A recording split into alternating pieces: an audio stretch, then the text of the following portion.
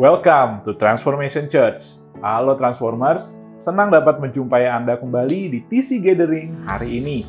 Kami berdoa Anda dan keluarga dalam keadaan baik dan senantiasa dalam penyertaan Tuhan.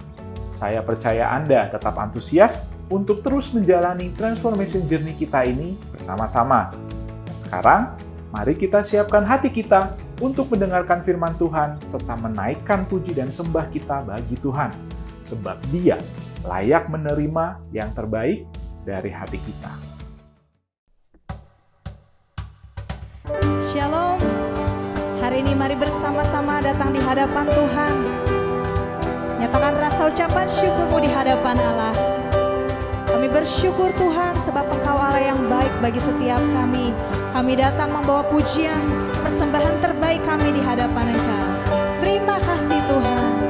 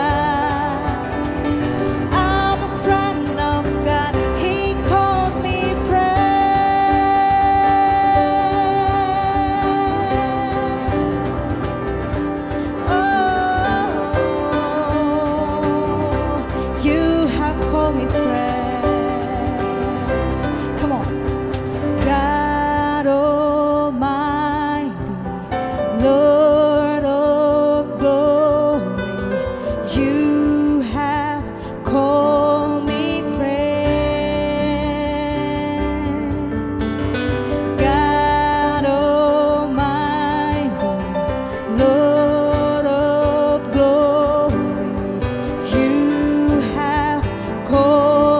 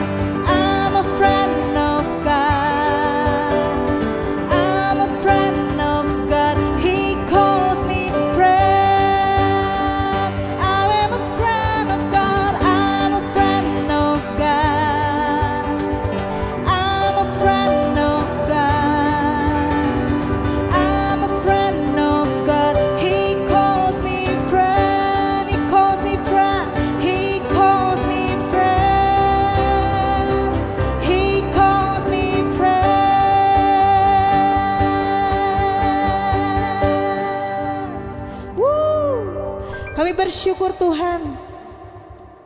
Bahkan kami percaya kami adalah sahabat-Mu Tuhan. Engkau yang menuntun setiap kami, menjadikan hidup kami lebih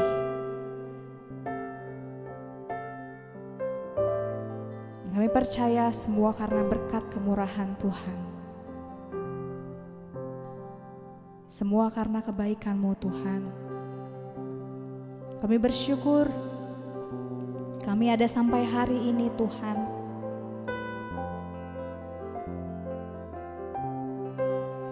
Biar kami boleh naikkan ucapan syukur kami lewat setiap pujian yang kami mau naikkan di hadapan Engkau.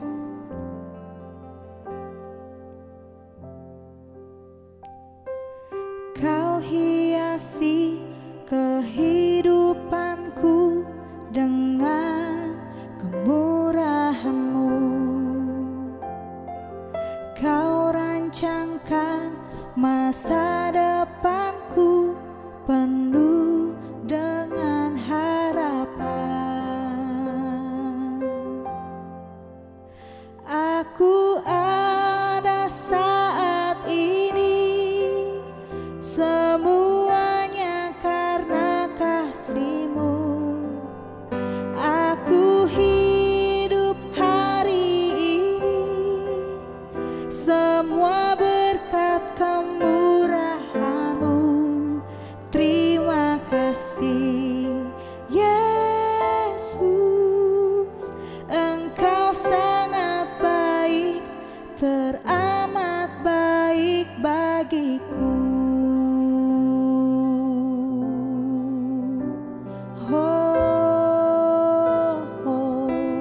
Mari nyatakan. Kau hiasi kehidupanku dengan kemurahan-Mu. Kau rancangkan masa depanku penuh dengan harapan. Aku ada saat ini, semuanya karena kasih-Mu.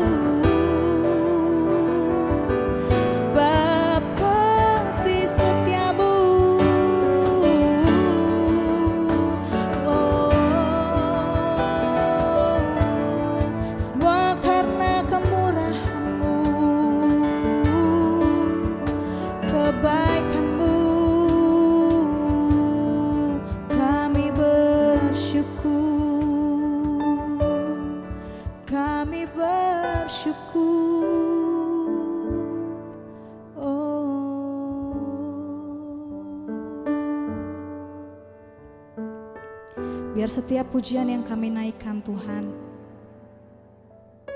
itu boleh menunjukkan rasa syukur kami di hadapan Engkau. Sebab kami percaya Tuhan, kami ada sampai hari ini semua karena bukti kebesaran Tuhan bagi setiap kami. Kami bersyukur Tuhan, sebab Engkau satu-satunya Allah yang layak kami puji dan kami tinggikan, sebab Engkau satu-satunya Raja di atas segala raja bagi setiap kami. Terima kasih Tuhan, kami bersyukur di dalam nama Yesus.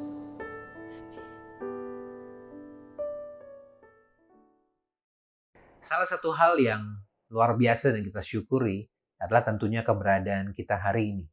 Dan tidak ada alasan yang lebih baik selain ini semua karena anugerah, pertolongan, dan penyertaan Tuhan yang Ia hadirkan dan Ia berikan dalam kehidupan Anda dan saya hari ini.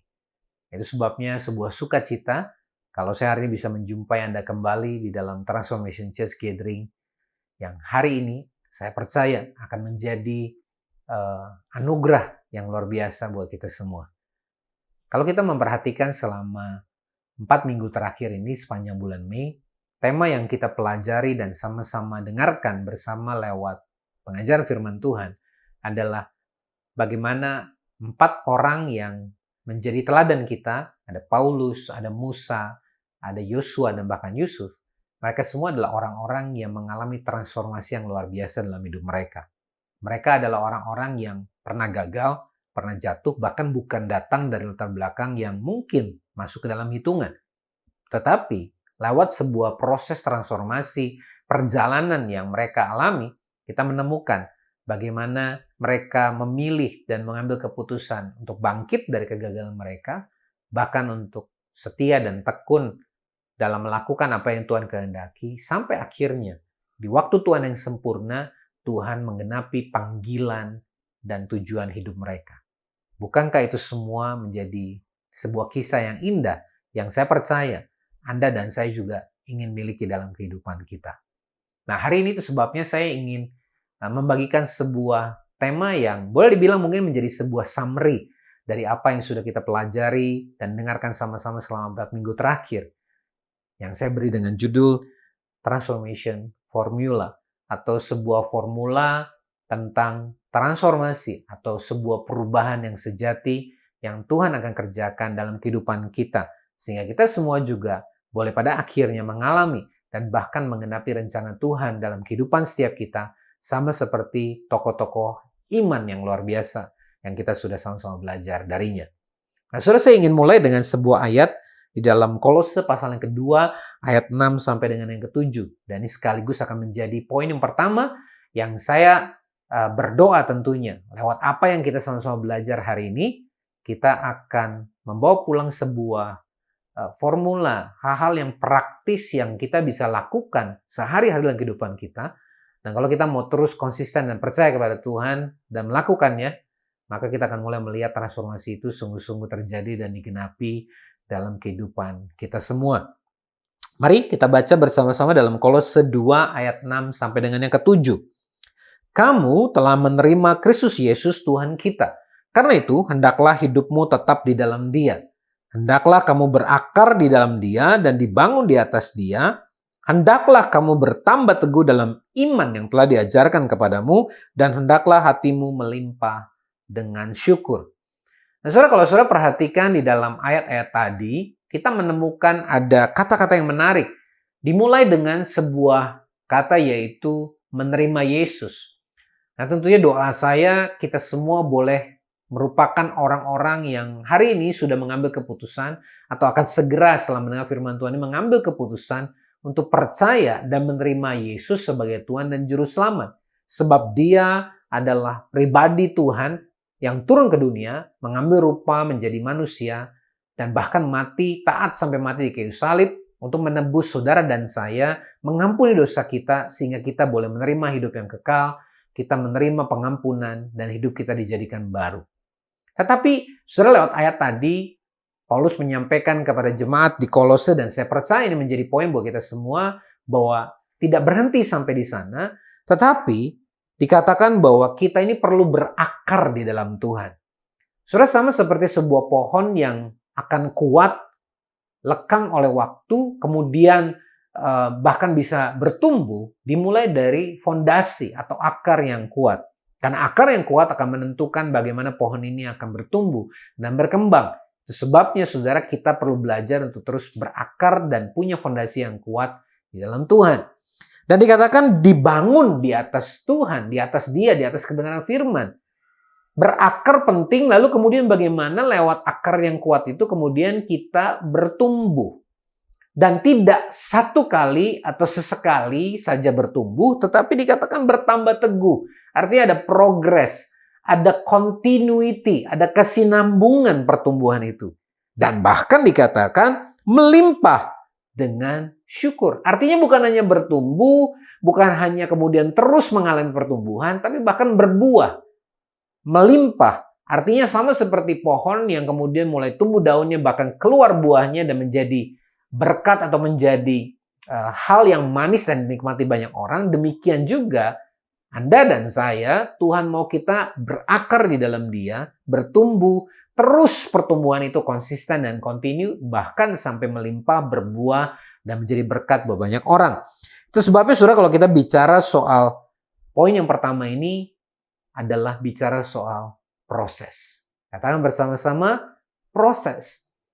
Nah, inilah poin yang penting, karena banyak dari kita, bahkan orang percaya seringkali punya makna yang keliru tentang sebuah proses. Proses itu seringkali dibayangkan sebagai sesuatu yang melelahkan, sesuatu yang lama, panjang, mengkhawatirkan, menakutkan. Padahal kalau kita menemukan semua orang yang dipakai Tuhan luar biasa, mereka mengalami proses. Mereka mengalami sebuah perjalanan yang membuat mereka mengalami pertumbuhan dan perubahan. Tetapi proses ini bukan hanya satu kali dan sudah, atau seperti tadi saya katakan bertumbuh dan sudah, tetapi adalah sesuatu yang konsisten, kontinu, bahkan sampai melimpah atau menjadi berkat bagi banyak orang. Itu sebabnya bicara soal proses, yang kita perlu pahami adalah Anda dan saya dipanggil Tuhan untuk menjadi pengikut Yesus yang bukan sesekali atau kapanpun kita mau, atau cuman sekedar satu kali dan setelah itu selesai. Tetapi Tuhan menghendaki kita semua, Anda dan saya, untuk menjadi daily followers atau daily disciples. Pengikut atau murid setiap hari. Maknanya adalah pertumbuhan itu mesti continue, konsisten, dan kita lakukan setiap hari. Sebab setiap hari kita membuat keputusan, membuat langkah, dan merencanakan banyak hal. Yang kita perlu pahami adalah setiap kali kita perlu kembali kepada dasar, yaitu kebenaran firman Tuhan. Doa saya tentunya ada sebuah perubahan paradigma, ada sebuah terobosan dalam pikiran, mindset, dan hati kita semua. Mulai hari ini kita mau belajar setia dalam proses kita. Kita menjadi pengikut-pengikut Yesus yang setiap hari, yang konsisten dan kontinu. Mari kita lanjutkan di poin yang kedua, di dalam Kolose 3 ayat 16 dan ayat 23. Dikatakan begini, dan segala sesuatu yang kamu lakukan dengan perkataan atau perbuatan, lakukanlah semuanya itu dalam nama Tuhan Yesus, sambil mengucap syukur oleh Dia kepada Tuhan Bapa kita. Apapun juga yang kamu perbuat, perbuatlah dengan segenap hatimu seperti untuk Tuhan dan bukan untuk manusia. Nah, saudara, mungkin ayat ini sering kali sudah kita pernah dengar atau kita baca, tetapi biarlah ini mengingatkan kita semua bahwa apapun yang kita kerjakan, apakah itu dalam pekerjaan kita di kantor, bangun bisnis kita, dalam melayani keluarga, membesarkan anak, membina rumah tangga, menjalani kuliah atau sekolah kita, apapun yang kita kerjakan, kita mesti mengingat bahwa segala yang kita kerjakan ini bicara tentang Tuhan. Bicara tentang pribadi Yesus. Itu sebabnya dikatakan perbuatan, perkataan, lakukan semua itu dalam satu nama. Itu dalam nama Yesus. Dan memperbuatnya ujungnya untuk siapa? Untuk Tuhan. Nah, Saudara, poin kedua yang saya ingin bagikan kepada kita semua adalah personal. Katakan bersama-sama, personal. Sesuatu yang sifatnya pribadi. Nah, saya percaya bahwa Tuhan itu sungguh peduli dan sungguh merindukan pribadi kita. Bukan sekedar apa yang kita kerjakan. Who we are dan what we do. Lebih kepada pribadi Anda dan saya. Artinya, seperti tadi yang kita sudah belajar sama-sama, kita menjadi pengikut Yesus setiap hari. Tuhan merindukan sebuah hubungan yang sifatnya pribadi. Tentu saja mendengarkan firman Tuhan, menghadiri ibadah seperti hari ini yang Anda lakukan dalam TC Gathering adalah penting. Kita hidup bersama-sama bertumbuh dalam komunitas. Tetapi jangan lupa bahwa ada sebuah kualitas atau sebuah proses hubungan yang kita semua perlu miliki, yaitu hubungan kita secara pribadi dengan Tuhan. Artinya, apapun yang kita kerjakan, apapun yang kita putuskan, itu semua adalah dari Dia, oleh Dia, dan hanya bagi Dia. Ini yang disebut dengan personal. Artinya, segenap hati. Segenap hati artinya sepenuh hati. Itu sebabnya kata yang sering kali digunakan di dalam devotion atau saat teduh maksud saya adalah devotion. Devotion itu bukan sebenarnya artinya saat teduh. Devotion itu bicara soal pengabdian. Tentunya kita semua tahu kata pengabdian, kata dasarnya bukan pengab, tapi abdi. Artinya kita menghambakan diri, menyerahkan diri, ada pribadi yang kita berikan kuasa atas hidup kita. Itulah devotion.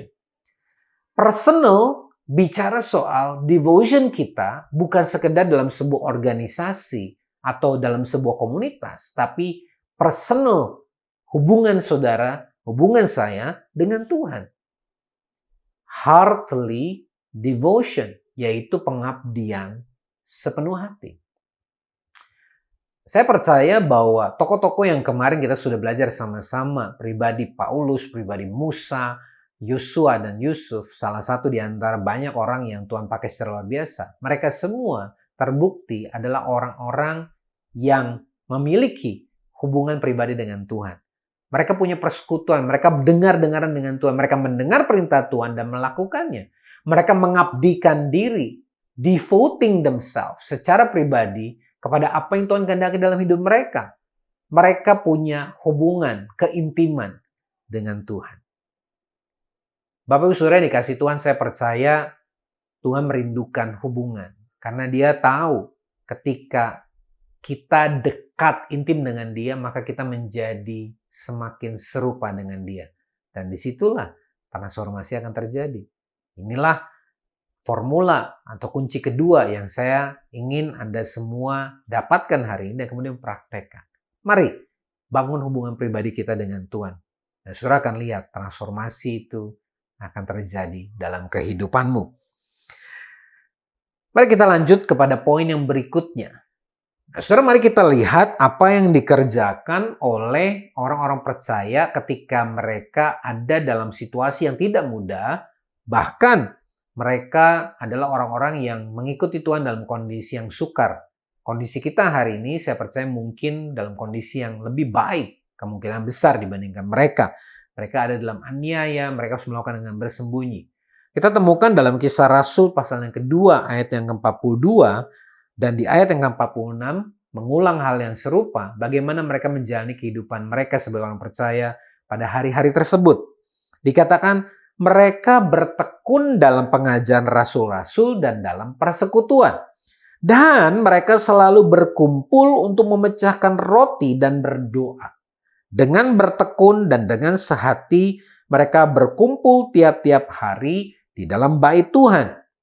Ayat 46 dituliskan, mereka memecahkan roti di rumah masing-masing secara bergilir dan makan bersama-sama dengan gembira dan dengan tulus hati. Saudara, menarik sekali bahwa orang-orang percaya ketika mereka mengikuti Yesus di masa-masa awal itu, tidak ada satupun orang dari mereka itu yang bertumbuh hanya sendirian. Tentu saja kita tahu dan kita meyakini bahwa keputusan kita untuk mengikuti Yesus adalah keputusan kita pribadi. Dan kita tentunya seperti yang tadi kita baru sama-sama belajar, kita perlu punya personal relationship, devotion dengan Tuhan. Tetapi saudara, kita perlu ingat bahwa tidak ada satupun orang yang akan bisa bertumbuh terus dengan sendirian.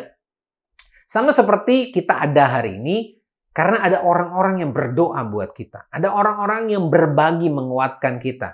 Ada orang yang menolong memimpin kita. Ada orang-orang yang Tuhan pakai untuk menjadi kepanjangan tangan Tuhan sehingga kita bisa bertumbuh menjadi sebagaimana kita hari ini. Itu sebabnya saudara poin yang ketiga yang saya mau saudara tidak pernah lupa dalam transformation formula atau kunci di dalam kita mengalami transformasi adalah people atau manusia.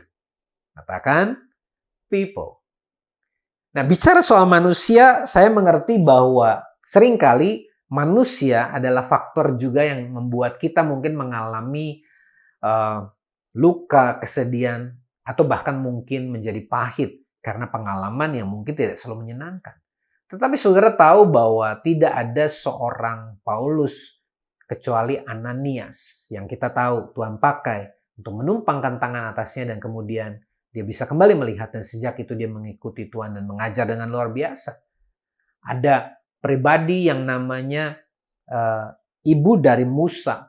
Ya, kita tahu bagaimana dia dengan berani menjaga melindungi anaknya dan bahkan kemudian Tuhan juga memakai Maryam, kakak dari Musa, untuk mengawasi bayi ini ketika dia ada di sungai.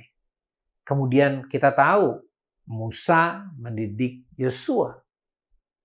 Dan saudara melihat bagaimana Tuhan memakai orang-orang dalam kehidupan Yusuf untuk mengangkat dia, membentuk dia. Tidak ada satupun dari mereka yang mengalami transformasi dan bertumbuh kalau bukan karena mereka dikelilingi oleh orang-orang yang Tuhan tempatkan.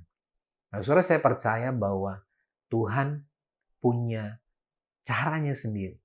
Orang-orang yang Tuhan tempatkan, entahkah mungkin di masa yang lalu ataupun di masa yang sekarang. Kadang-kadang itu bicara orang yang bersama dengan kita, tapi juga mungkin bicara orang-orang yang tidak lagi bersama dengan kita. Kadang-kadang ada orang-orang yang hadir dalam hidup kita karena Tuhan mau lewat hidup mereka. Kita semua boleh dibentuk, kita semua boleh diberkati. Bahkan mungkin kita harus diizinkan mengalami konflik pembentukan. Tapi juga ada orang yang Tuhan izinkan untuk pergi meninggalkan hidup kita. Apapun itu, tidak ada satupun, ingat baik-baik, dari kita yang akan mengalami pertumbuhan secara terus-menerus atau bahkan transformasi. Kecuali kita memiliki orang-orang atau mengizinkan orang-orang Tuhan pakai untuk ada di sekitar kita. Inilah yang kita perlu, yaitu community. Bicara soal komunitas di dalam iman atau di dalam keyakinan kita kepada Tuhan. Nah, kita masuk kepada poin yang keempat, saudara. Ketika kita ada dalam sebuah komunitas, tentunya kita bicara ada community in faith gitu ya. Pertanyaannya, dan apa yang kemudian bisa kita kerjakan di sana?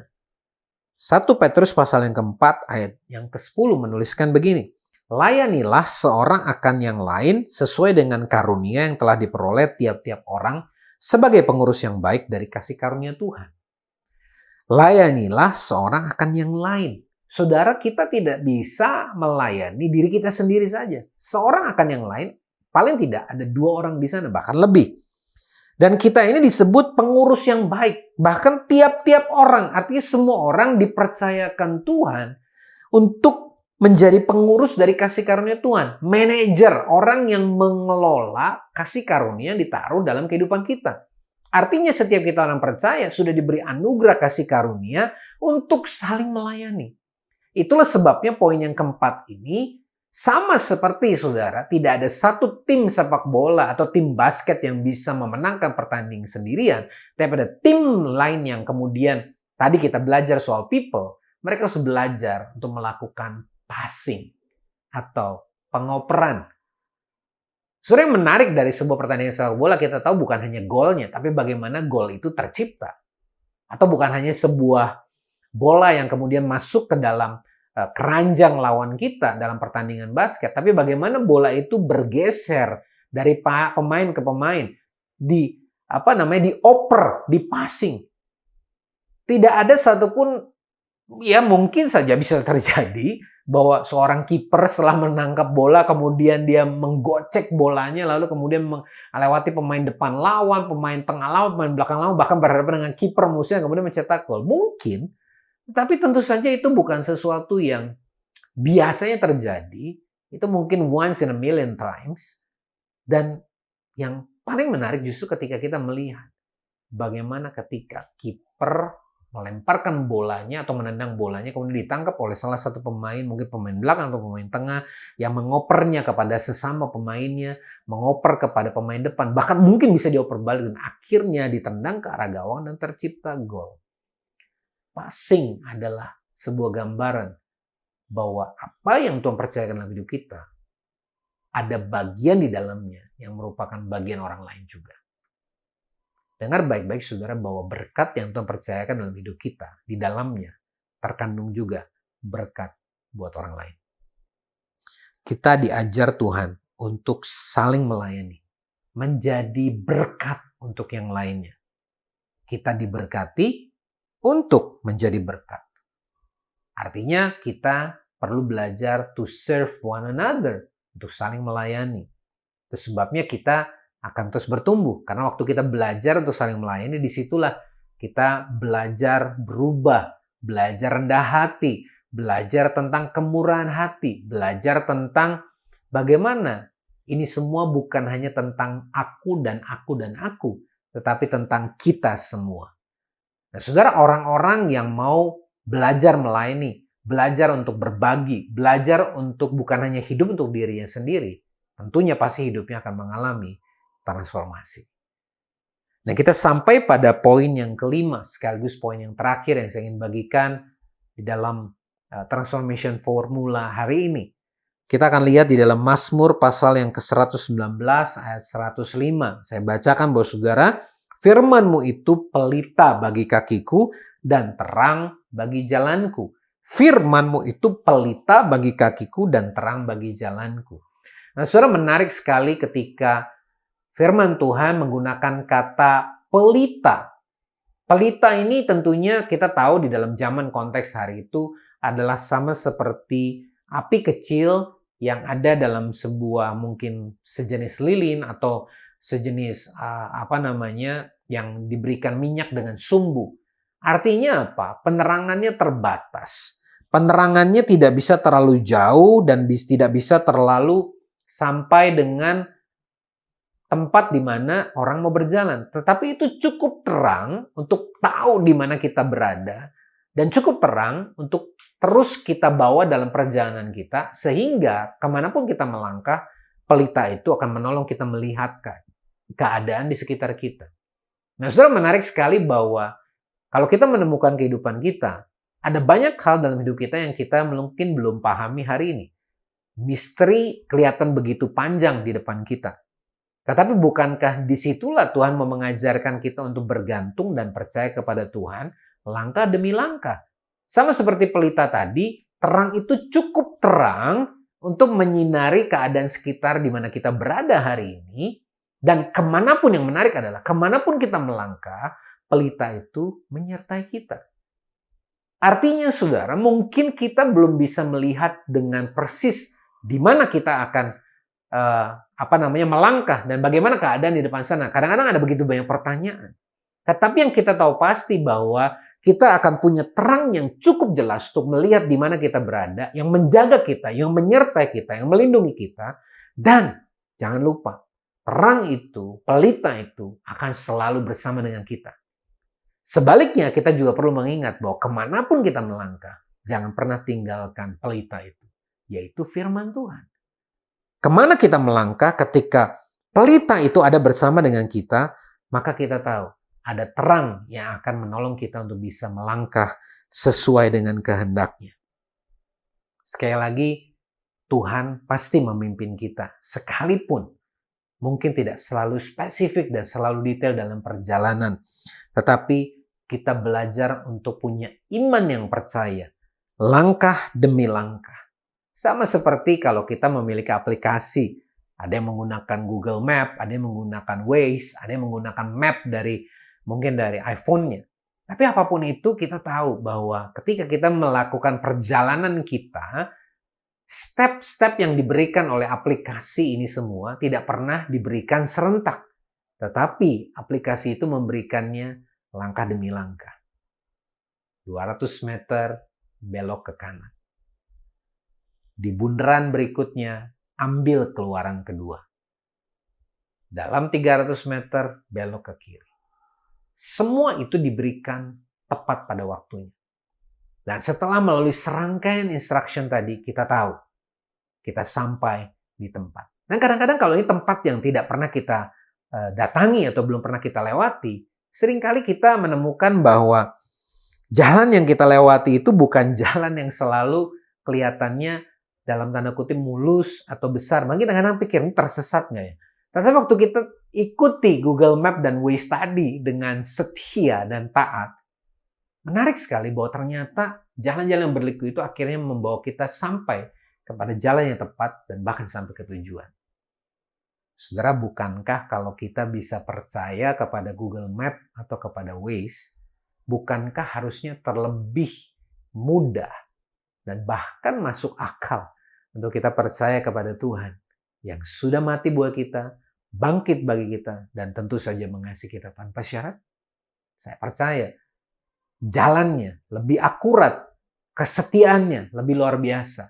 Kalau Waze dan Google Map bisa error, saya percaya Tuhan tidak pernah error dan akan selalu memberikan jalan yang terbaik buat kita sampai pada tujuan yang kita alami. Bagian kita adalah yang saya sebut melangkah steps of faith.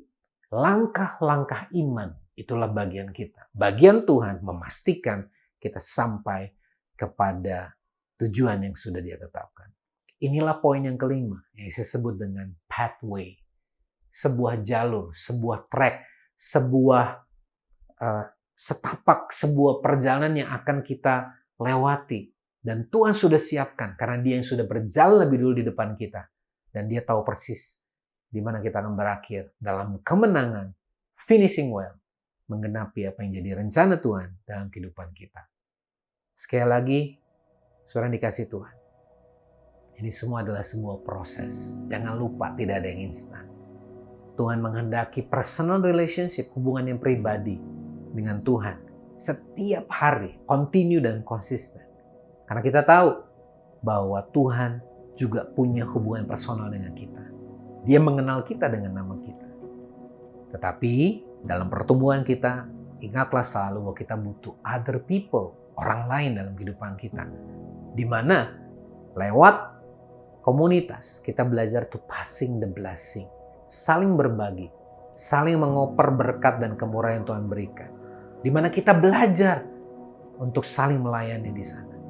Dan pada akhirnya kita tahu bahwa ada pathway, ada jalan, ada jalur, ada langkah-langkah yang Tuhan sudah siapkan bagi kita semua. Untuk kita semua menjadi orang-orang yang akan mengalami transformasi yang sesungguhnya ini, yang sepenuhnya ini. Sampai rancangan dan panggilan Tuhan dalam hidup kita digenapi. Inilah formula atau kunci, 5 kunci yang saya ingin bagikan buat kita semua. Untuk kita bisa mengalami transformasi, perubahan yang sejati. Sama seperti orang-orang yang Tuhan pakai dengan luar biasa. Saya percaya Tuhan bisa memakai Anda dan saya untuk melakukan hal luar biasa juga. Kalau kita mau mempraktikkan ini semua dengan setia, sesuai dengan kebenaran firman Tuhan. Doa saya hari ini, saudara, kalau kita sudah mendengar ini semua, kita kembali dikuatkan, diingatkan, dikembalikan kepada jalurnya Tuhan. Dan bahkan kalau ada di antara saudara yang belum pernah mengenal Tuhan, percaya kepada Yesus, dan saudara ingin mengalami ini semua, mari ikuti saya berdoa dengan doa yang sederhana ini. Hari ini saya percaya bahwa Yesus adalah Tuhan dan Juru Selamat dalam hidup saya. Saya tahu saya berdosa, Tuhan Yesus sudah mengampuni saya dan menebus hidup saya.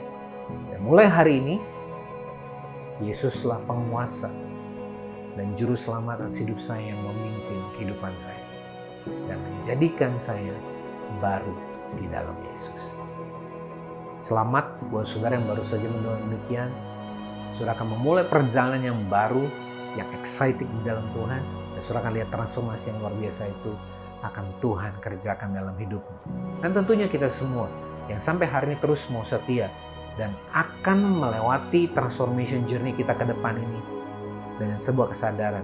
Bagian saya adalah melangkah dengan setia, steps of faith. Bagian Tuhan adalah menyertai dan menggenapi rencananya. Saya percaya itu semua pasti digenapi. Sebab kalau Ia yang berjanji, maka Ia juga yang pasti akan menepati. Di dalam nama Yesus, biar setiap kita semua yang sudah percaya dan menerima firman ini dengan iman kita dan melakukan dengan taat dan setia, kita sama-sama katakan, amin. Puji Tuhan. Thank you Pastor Bambang buat pengajaran firman Tuhan bagi kita semua hari ini. Saya percaya Anda semua pasti sudah diberkati dan dikuatkan. Apapun kondisi kita hari ini, biarlah kita semua boleh kembali memiliki pengharapan kita di dalam Tuhan. Mari bagikan link TC Gathering hari ini kepada teman dan keluarga, supaya mereka juga boleh diinspirasi dan diberkati lewat pengajaran firman Tuhan. Anda juga dapat memfollow Instagram @transform.indonesia dan subscribe YouTube channel Transformation Church Indonesia to get the latest message and inspiration. Dan sebelum kita mengakhiri TC Gathering hari ini, mari sekali lagi kita menaikkan pujian dan ucapan syukur bagi Tuhan.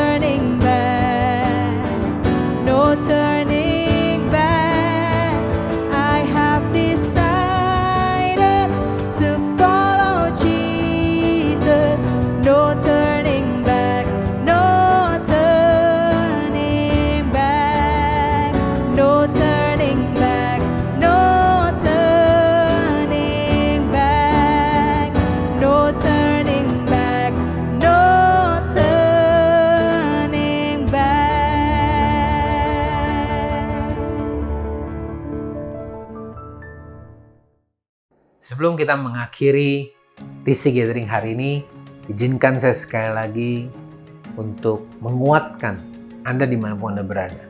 Bahwa proses yang kita lewati ini memang sesuatu yang tidak selalu mudah. Tetapi kita percaya di tengah-tengah situasi apapun, even in the midst of tragedy, God is always with us. Tuhan selalu menyertai kita semua. Saya berdoa lewat TC Gathering hari ini, waktu-waktu pribadi kita dalam worship bersama dengan Tuhan, bahkan pengajaran firman Tuhan yang sudah kita dengar bersama-sama, boleh benar-benar empowering us supaya kita continue our transformation journey ini dengan faithful, dengan setia, sampai semua rancangan dan panggilan Tuhan itu digenapi dalam kehidupan kita. Mari arahkan hatimu kepada Tuhan dan terimalah berkat yang terbaik dari Bapa Surgawi, cinta kasih daripada Yesus Kristus yang mengasihi kita tanpa syarat, dan kuat kuasa dan penyertaan Roh Kudus yang akan menyertai kita hari ini dan bahkan untuk seterusnya. Sebab Ia setia, Ia berjanji, dan Ia pasti menggenapinya.